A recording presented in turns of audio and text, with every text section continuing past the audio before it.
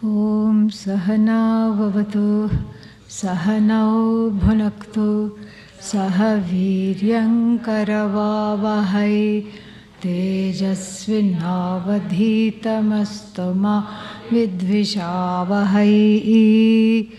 Om Shanti Shanti Shanti.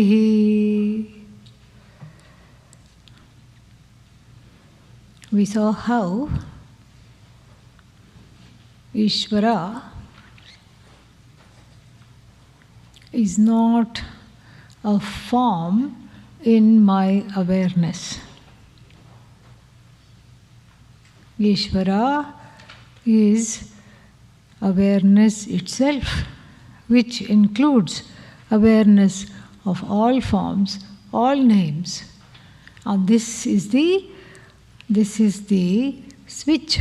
This is the place we need to go in terms of the view, the vision.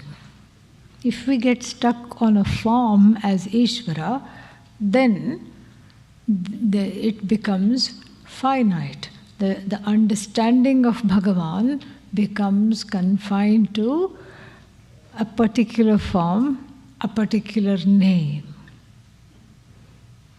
Although that is how we begin in the tradition.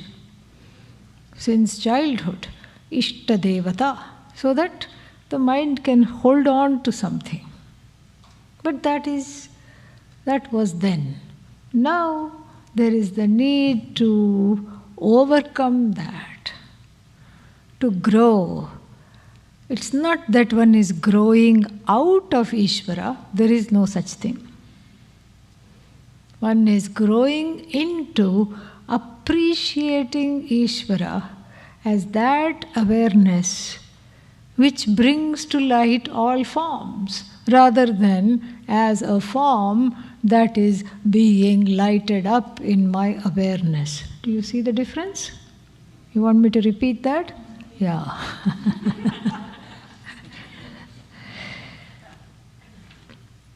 From seeing Ishvara as a form that lights up in my awareness, I grow with the help of Vedanta Shastra to see Ishvara as awareness itself, which lights up all forms, which again are non-separate from that Ishvara. If awareness is Ishvara, whatever it lights up is also what? Ishvara alone. This is the switch, this is the growth that has to take place. Then we appreciate Ishvara Spurtitaya in the form of Spurti, awareness. Spurti, consciousness, awareness, Chaitanyam. This is what we saw in the last class. Further, 63. Najiva Brahmano Bhedaha. No, 64 I think, sorry, yeah. So, Najiva Brahmano Bhedaha Priya Rupena Vidyate Priya Bhedena Manam Syat.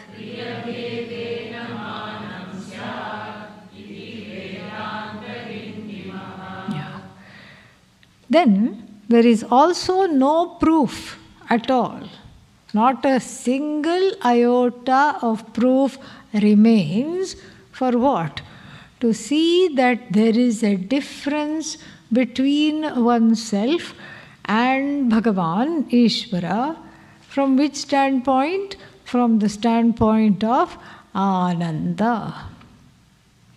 So you cannot say, I am confined by time and space and therefore I am subject to misery. Ishvara free of time and space, so Ishvara can be happy. Happiness centered on Ishvara but not me. Where is the proof? We have a proof to say that that same happiness, which is called Brahmananda, is enjoyed by you in various situations. We have the Shastra to say that. Brihadaranyaka Upanishad says that. that etadeva, this is etadeva ananda. This alone is the ananda. Brahmananda alone is the ananda, and sarve janaha, all the people, matrameva upajivanti. They partake of this ananda alone, because this is the only source of ananda. No other ananda is there. It is not like you can find this ananda here and another ananda somewhere else. That doesn't exist. Only one ananda, which includes all the anandas based on subject-object difference, predicated by the subject enjoying the object. Only one ananda. When that ananda is broken up, as it were, between what? Subject, object, etc., then one thinks of it as finite. Either the subject tires of the object, or the object combusts. The object self-destructs, dies, becomes old, and or goes bad. So then, or there is some difficulty in the mode of connection between the subject and the object. Like, for example, a wonderful landscape, but then there is some eye infection because of which one cannot open the eyes. So here the means of knowing are afflicted. So the enjoyment is inhibited. So the wonderful landscape of mountains, water, seem very hazy. Why? Because of the eye, the problem with the eye. That is why there is a so-called difference in this ananda and that ananda, but essentially it is not there. There is no difference at all. This is Shastra Pramana. This is what the Shastra says. And Shastra itself is a proof for this. No other place you can understand this. Where else will you get the idea that the nature of Ananda is like this? Nowhere else. So Shastra itself is the means of knowledge, for which I need the anesthesia of Shraddha to be able to accept this, to be able to suspend all my disbelief, my sarcasm, my blocks, my resistance, my fears, my despair. Of course, I can never find this Ananda, the hopelessness. At least I can bundle all that and put this on one side while I give this knowledge a benefit of doubt to operate upon me. So there is no mana. Mana means pramana. There is no mana, there is no means of knowledge to establish that there are two anandas. One finite ananda and one infinite ananda. Where is the proof? How can you bring the proof? You can't bring the proof. In fact, we can even provide a local proof based on one's own life experiences, because everybody seeks that infinite ananda. Why? The finite ananda does not suffice. Is this enough? No. Is this enough? No. More, more, more. How do you know you want more? Because I want everything. How do you know you want everything? How do you know you want everything? How do you know that you deserve that? Because one is hardwired for this ananda. Just like a famous musician at a concert, he was asked to sing. But then Bade Ghulam Ali Khan, famous musician, he was asked to sing. Terrible sore throat. Could not go all the notes.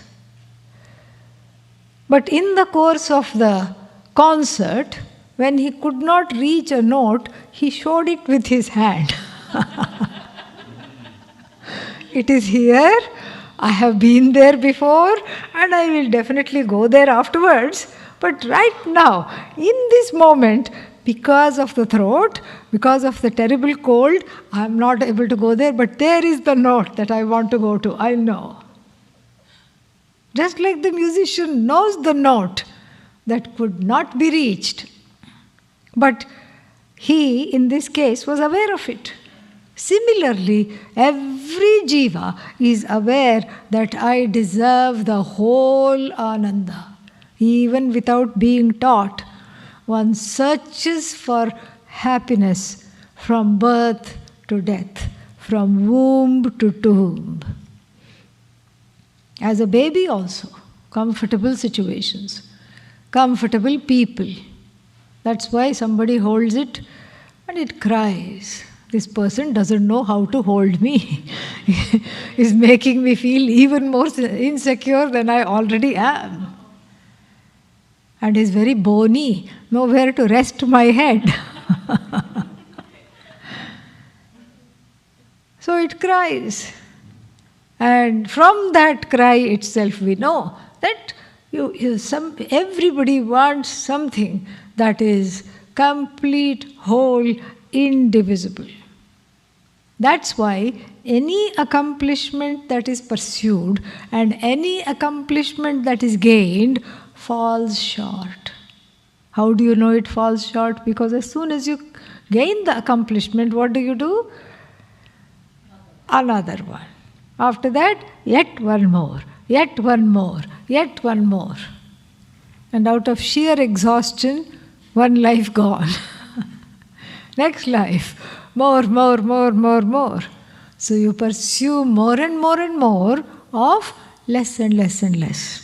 Because anything that you pursue is less than what you want because it happens to be finite. You pursue more of less, more and more of less and less. And so therefore, the Ananda that we are talking about is familiar. That is why one is hardwired for moksha. It is already there. It is there as a possibility. It is there as a want. And oh, what a want it is. Gaining which all wants commit suicide. It's that kind of a want. It's the master want. It's a master want. Yet, since it is not an object, yet, since because it is of my own nature alone, and since I cannot objectify it, it is easier to go for that which is seen. It is easier to go for that which is heard. It is easier, in other words, to go for that which other people also seek. And that is what becomes very, very clear to me, which is not clear at all from the standpoint of the Shastra. The Shastra thinks, what is wrong with this jiva? Why do they not come to me? Why are they struggling? It's always, there is a fork in the road. Two roads. And one road looks very lively. Lots of things happening. And there are booths. Booths means people selling things. All kinds of selling things. Mela, it's like a fair. There are booths there. It's a fair. It's a very jolly affair. And you can go there and just get lost in it. So many items are there. And it's full of people. People shouting, people laughing. Of course, they're also crying, but that is not immediately evident to one. One only sees all the fanfare, the color, the riot of colors, the variety, the din, and the fact that so many people are there. Mind you, you can only see up to the first bend on each road. And then you have to make a choice. Okay, what about the second road? Nobody there. Hello? Even the echo doesn't come back.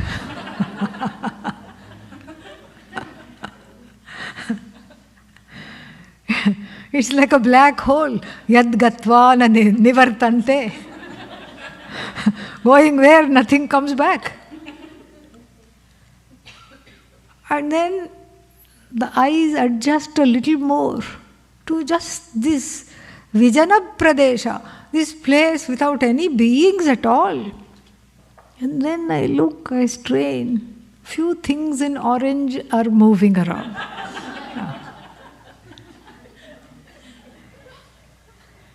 They are neither selling nor buying.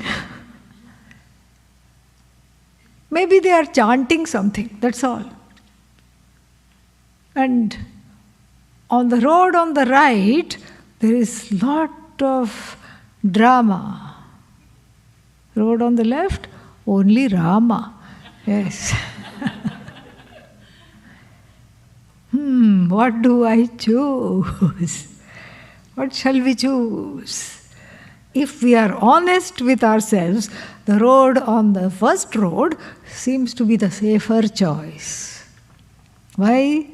Because even if it's a sink or a swim situation, at least I'll be sinking with a whole lot of people.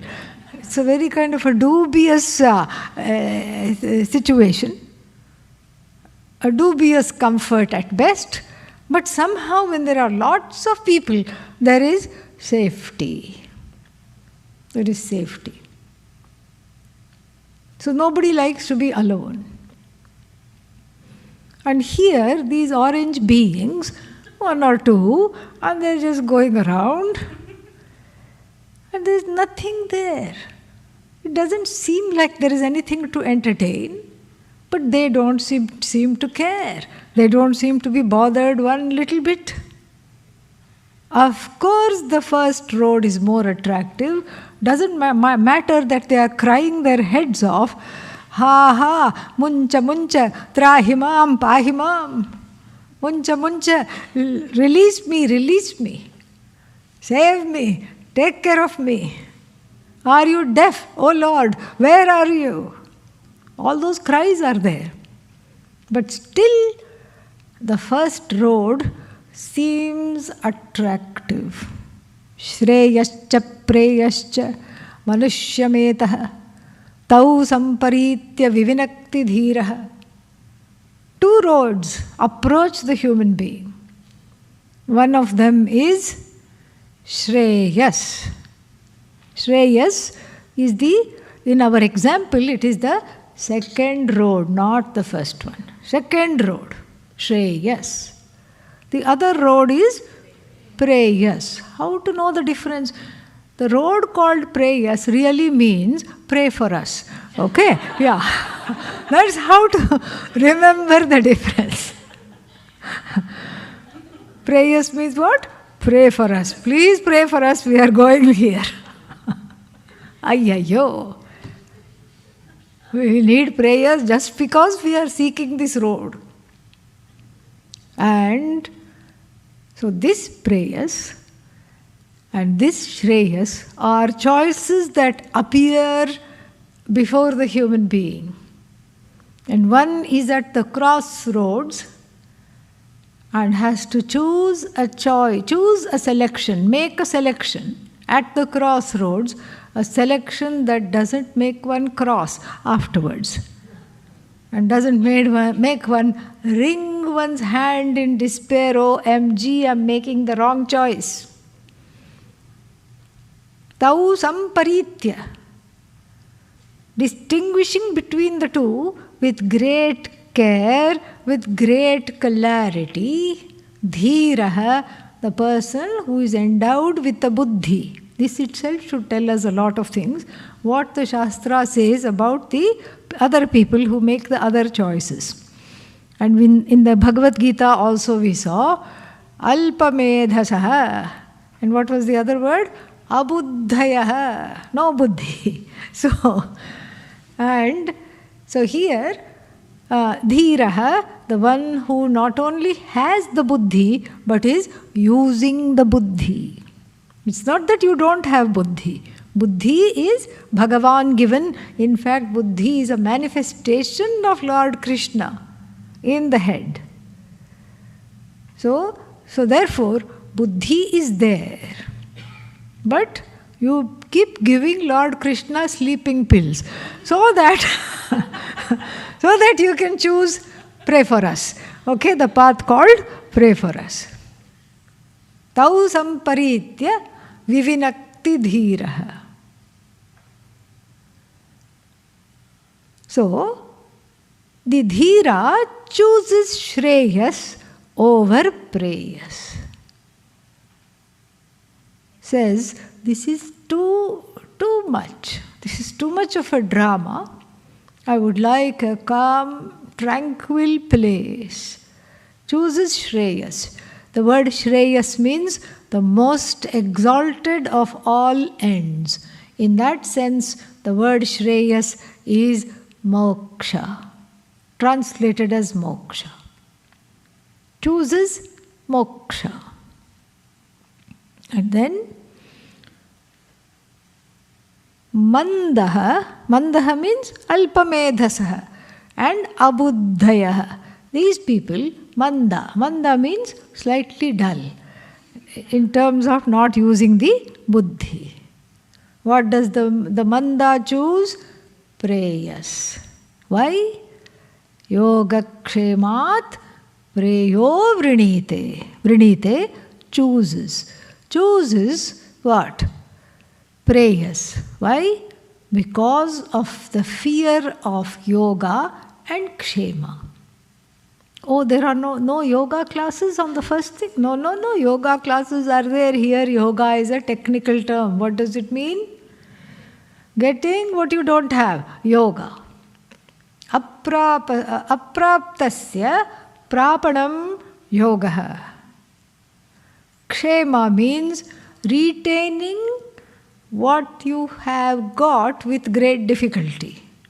You have to keep holding on to it and defending it. Shoo, go away, it's mine. This is kshema. And most of the people, what do they pursue?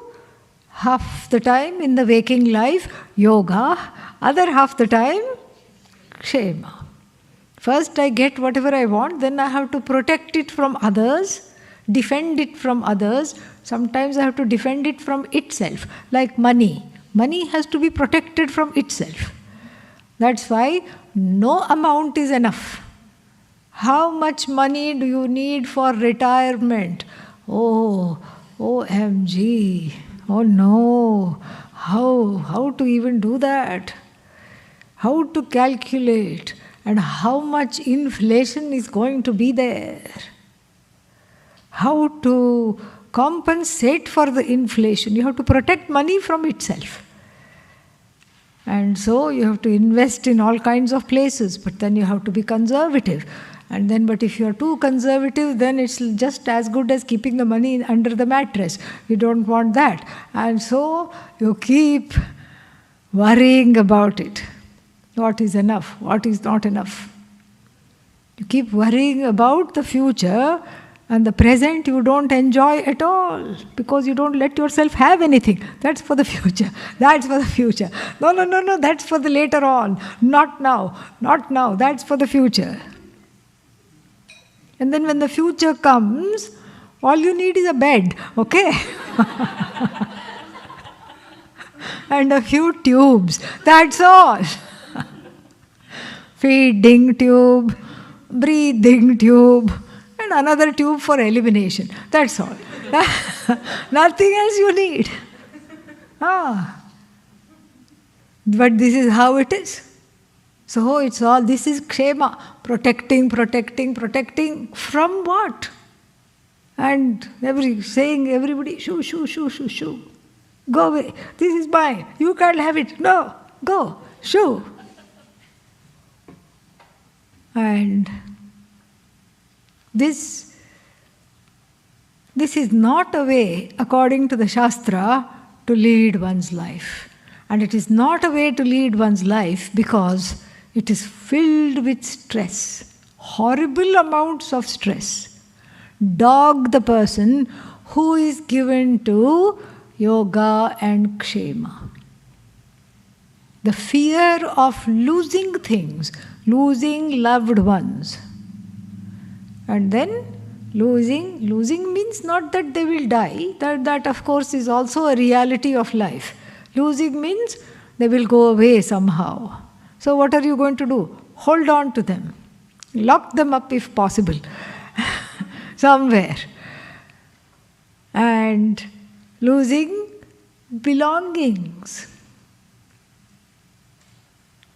If I lose belongings, the idea is, the feeling is, I will always be longing. And so these belongings become very dear. Longings become very dear. One's own, and sometimes the things that one holds on to, are not just objects. They can be ideologies. People lose friends because of certain ideologies. 2 plus 2 is 7. Come on. Yeah. This is first grade mathematics, arithmetic. No, 2 plus 2 is 7. And the person happens to be your brother-in-law. Okay? Every Thanksgiving comes. Every Christmas comes. So you have to deal with the person without entertaining the belief that they subscribe to. But you feel sorry for them because they have alienated everybody else. And so this yoga kshema, or in the beginning they look like one's duty. In fact, one tries to convince oneself that yoga kshema pursuits are my swadharma. This is how I give, provide for my family. This is how I take care of the loved ones. Like a mother hen, shoo, shoo, shoo. This is what I do. But this is not what is meant by swadharma. Swadharma is not going after what you want and retaining things that you want. That is not anywhere described as your duty. Swadharma rather is in form of roles. So once one is committed to yoga and kshema pursuits, then they are addictive. They are addictive because one doesn't know how to stop doing them, and they are addictive because the ahankara, the I notion, starts to feel indispensable. Without me, the world is not going to run. Without me, the sun will not rise. Without me, the moon will not become full. Kartritva buddhi comes because of yoga and kshema addiction. This is the reason the kartritva buddhi is strengthened. It's like putting miracle grow on do worship and on ahankara and watch it sprout. Boing, it is there, larger than life. And the person goes around saying, nothing will happen without me. One lady came to see me and she said, I have a terrible quandary. My children are about to have exams, but I just got word from India that my father is sick and needs help.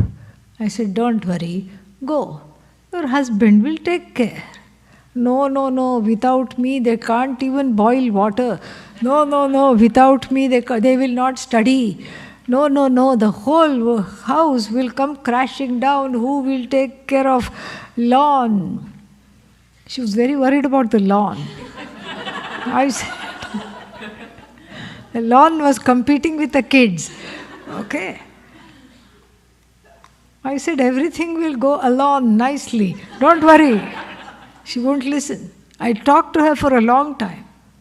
Then, as she came out, then her husband and children said, can we see you without her for 5 minutes? I said, sure. She grudgingly went away. And they said, please make her go. We need a break. We need a nice big break.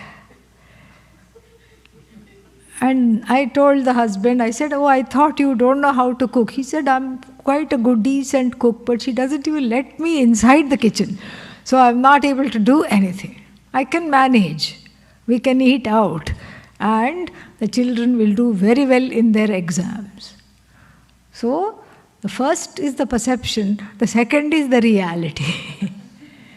And so when yoga kshema become the reason for my living, oh, that's as good as treason for Bhagavan. Really, you're cheating yourself. You're cheating yourself. You're cheating yourself out of a whole vista of revelry in your own glory, free of this big self-made responsibility, rather I should call it a burden, free of the burden of having to produce and keep up all these raga dveshas. Yoga kshema is a polite way of saying raga dvesha ridden life. Yoga, apraptasya prapanam, that is raga. Praptasya rakshanam. And by extended logic, not getting rid of things which I have acquired, which I don't want. Wrinkles, grey hair come to mind. And then, what else as examples? And then, keeping at bay things I don't want and I don't want to get. All these four things, if the whole life goes, and it's fine if it goes in that and you are happy. But nobody is happy pursuing yoga kshema. Everybody says, oh, the daily grind. Is this all there is to life?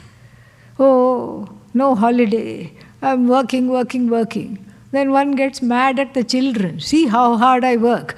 And the children then say, I never asked to be born. And so it goes. On and on it goes. They will say that because they are clever. Yeah. They will definitely say that. I never asked to be born. Who asked you to sacrifice for me? No, for your sake I came to this country. Yeah. And go back to India, they will say. Never asked you to come. And so, this is not Swadharma, it's very clear. Just look at your young adults in your life and ask them, am I doing my Swadharma when I do this? They will set you right. They will set you right once and for all. And so this continues. This whole thing continues like this. And the first road that we described, which is called pray for us, is, is this road of helplessness. A road, at least if it's a dead end, then I can come back. But it's a precipice, a cliff from which there is sheer drop. That's what it is. Oh, drop into what? The next life. So you can climb right back up and choose the same road. This is why the interruption has to be made. And so what is the second road? The second road is knowing that without the yoga and kshema, I am already okay. I'm okay without yoga kshema. Difficulties come, they need to be faced. Agate swagatam. Whatever comes, let it come. I'll face it. I have faced things before, I will face it now. No problem. This is the second road. A road that is the study of the Shastra, a road that is free of strife, inner and outer conflict, free of always wanting things, free of criticism of oneself and others, free of other people constantly critiquing you and you internalizing it. This is the second road. The road to moksha through Atmajnanam, study of the Shastra, the scriptures. This is the second road. Not convinced. The first road and the second road, they are not even, they are divergent paths. At least parallel paths, I can look and see what is happening there. Divergent paths. I want the third road. I want to dig a third road. Possible. It is there. It is a, what is that? Preyas bypass road.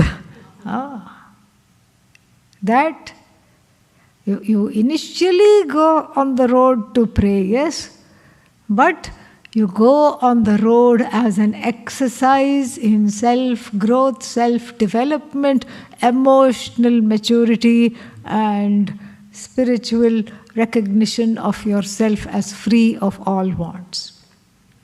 So you go on that road, all right, it's the same road, but you don't get to go with the drama. You watch all this as it is a show. You participate in. Maybe you feel like purchasing something, you purchase it. You with your own money, okay? Not after picking the pocket of somebody else. Give me that. Your own money. You purchase what you want, you do that. Then you can make this preyas road into a road for preparing to go on the left side road, Shreyas. So that is the preyas bypass road. It bypasses preyas because you are on the road all right, but you are not off the road. You are not belonging to that road. You take in the sights, you take in the sounds, and then you participate in a few things. And then you say, no, too close. Okay, let me get out of it. I have singed myself, so I'm not going to do this.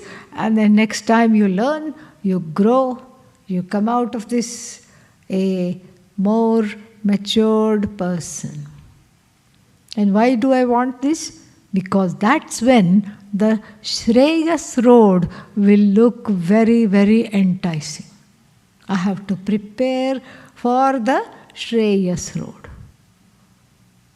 And this preparation for the pursuit of moksha is something that has to be cultivated. The taste for moksha is there. I don't have to cultivate the taste for moksha. I have to cultivate the taste for the road that is as though leading me to moksha. That is where the cultivation comes, because the options are too many. And it is confusing. One says you will get moksha like this, stand on your head. One says catch the toes. One says catch the nose. Something or the other you keep getting, you don't catch, you keep getting caught in these modalities. How to distinguish? So many choices, so little time. So the road to moksha is through self-knowledge. When one knows that, when one sees that and follows that, that is what is called Shreyas. One becomes a Shreyah Arthi, Shreyorthi. One is totally with this. This is what the Kathopanishad says. And so the Priya, this is why I gave the example of Shreyas and Preyas. So Priya and Apriya. This is how the life is graded. Something which is an object of delight, Priya, and then Apriya, an object of distaste. This is how one leads the life. I want Priya, but I do not want Apriya. But for the Jnani, na Priya Priyes Prishatah. Brihadaranyaka Vakya. Brihadaranyaka Upanishad says, the one that is not enamored by or touched by either Priya or Apriya is the person of self-knowledge. How come they are not touched by that which is delightful or distasteful? Because they themselves recognize themselves as always delightful. Always delightful, never in distress. This is who they are. Therefore, even if they encounter unpleasant situations, they can localize it. This is belonging to the body. This is belonging to the circumstance. This is belonging to the mind. They are not affected. And so, the Ananda of Brahman, that which is called Brahmananda, I shouldn't even say Ananda of Brahman. What should I say? The Ananda that is Brahman. Brahmananda is not separate from any other Ananda. There is only one difference. Two differences we can say. One is that the Ananda derived from lokas and the people in it, they have limitations. Why? Because if I am the enjoyer, I am separated from the object of enjoyment and the means of enjoyment. There is a triputi, a triad. What is that? Bhokta, enjoyer, experiencer. Bhogya, the object of enjoyment or experience. Then bhoga, the means of experience. So if there is a problem in any of these, then the experiencer and experienced object do not come together. And you cannot make it come together. You cannot say, I'm definitely going to have this chocolate cake at 4 p.m. Guaranteed you will not have it. Yeah. Especially if you make a sankalpa like that. Why? Because we are forgetting karma. There is karma. So what does that mean? That chocolate cake karmically has to go into somebody else's mouth other than you. So somebody may go, eat it up, and then say, oh, it was yours. Sorry. Oops. Finished. Gone. No, that doesn't happen. Everybody respects my possessions and nobody will take what belongs to me. Okay. Sit in front of the chocolate cake. Is it 4 o'clock? Yes. Why aren't you having it? Why aren't you eating it? Stomach pain. This is what it is. The mode of experience is affected. So you cannot engineer. The problem is in thinking that I am the engineer of my wants and don't wants, of my yoga and kshema. I am the author. You are not the author. And if you pretend to be an author, you are forever in a ghoulish Halloween costume that you refuse to take off. Terrible it is. Yeah. You are masquerading as something which does not belong to you. You are taking on the burden of things that do not belong to you, because even this miserable happiness which is what is called worldly happiness, which is centered on objects, you do not have the power to reproduce at all times. When and if you do reproduce it, it is a happy confluence of circumstances. You may call it coincidence. There is no coincidence. There is only Bhagavan. Those who don't know the word Bhagavan use the word what? Coincidence. That's all it is. The big mistake, the error, the erroneous thinking is what? That I am the producer of yoga and kshema. My yoga, my kshema, I am supposed to produce. Why? Because there is nobody else. Look, they are all looking towards their own yoga kshema, not mine. So, is there anybody else? No. That means I only have to produce this. And besides, I am the one who knows what I want. Other people don't know what I want. And even if they produced my yoga kshema, I will not like it. So I will say that I only have to produce it.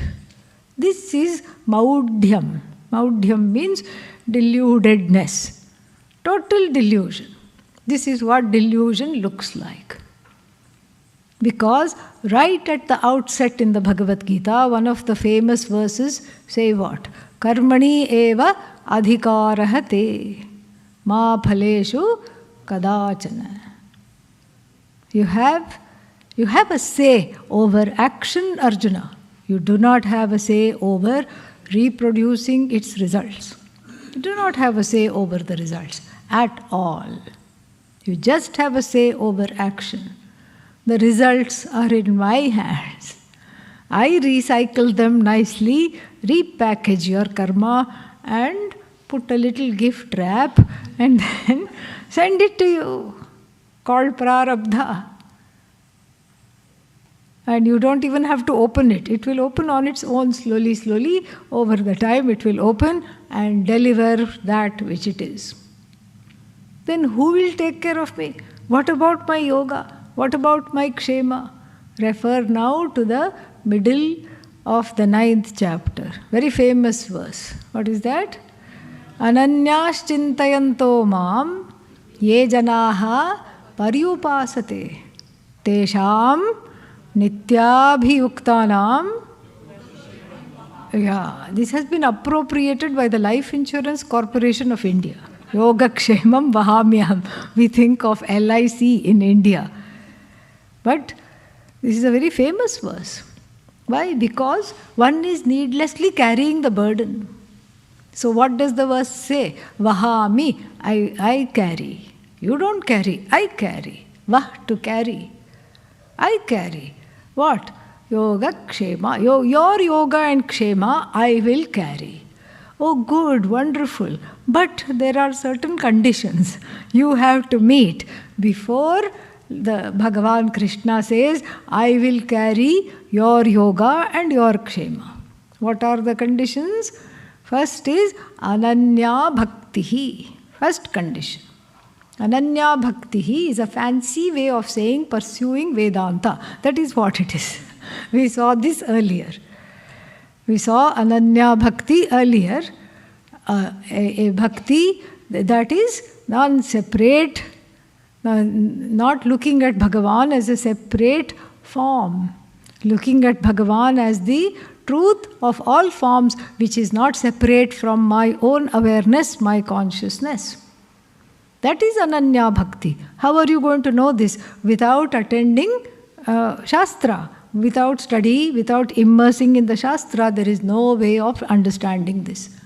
Shastraika Pramanam, the Shastra is the means of knowledge for this. You will never, never, never, even, what is that? Kalpa koti shataihi api. Even if, what is that?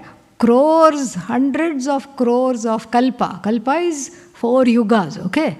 And each one yuga, the smallest yuga is 436,000 years old, Kali Yuga. You double that, you get Dwapara. So 436 plus 436 into 2 plus 436,000 into 3 plus 436,000 into 4.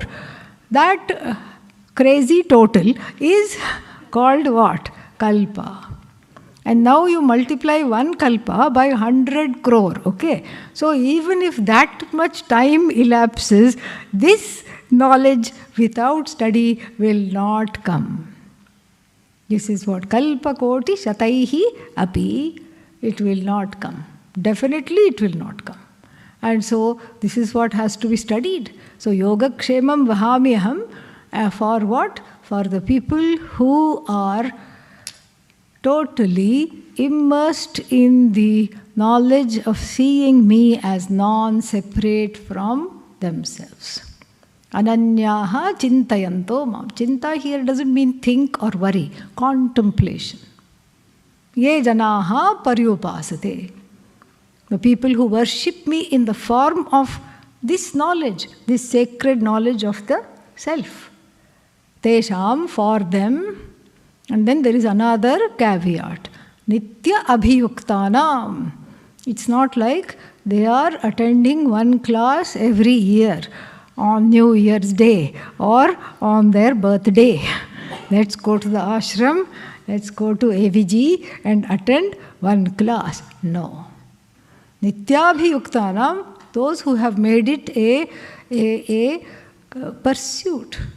A committed, immersive pursuit. For them, I will take care of their wants, don't wants, whatever it is. I will be responsible for that. This is what the Lord promises.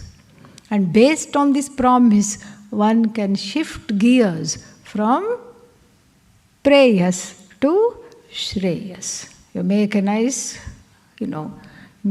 bypass and then you go there. Initially you go on prayers because one doesn't know any better and one just follows that. But the preyo marga can itself become a place of growth, can itself become a place where one matures spiritually, emotionally, to want the road of Shreyas.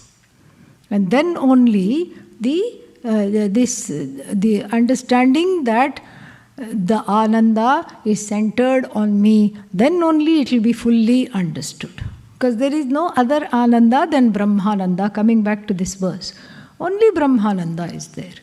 The only difference is that there is no Triputi. What is that? The triad, enjoyer, object of enjoyment, and mode of enjoyment. Those delimitations are not there. They are not there.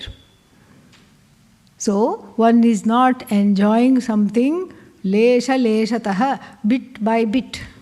One is not enjoying things one after the other. In fact, one doesn't need things at all. One is oneself the source of all enjoyment. So in that sense it differs. And then in another sense, what is the difference is that there is no gradations. Priya, Moda, Pramoda, all this is not there. I got this, so I'm happy. Now I'm experiencing this, I'm happier still.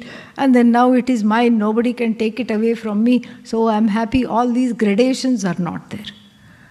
And so, those kinds of graded anandas you can get by getting more famous, by getting richer, by enjoying this, and then by doing a lot of upasana and next life becoming karma devata.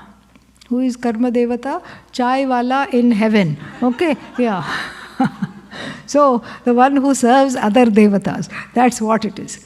You can do that and enjoy 100,000 times more happiness than the person, the ideal, typical person here who is enjoying that happiness. Still, it will not be enough. Even that will not be enough.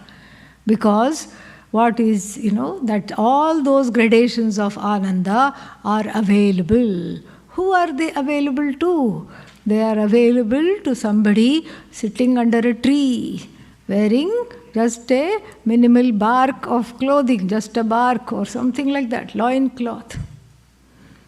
And who is Shrotriya.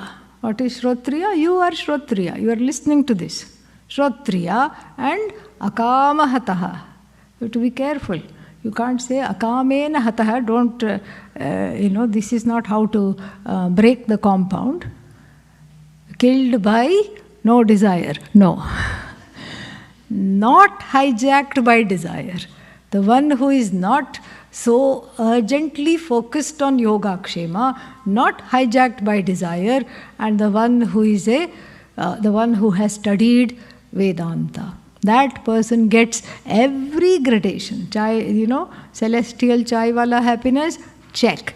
And then Indra's happiness, yes.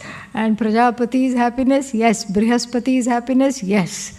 Every happiness the person enjoys without becoming Brihaspati, without needing to be Indra, right here, right now, if one understands the truth of oneself.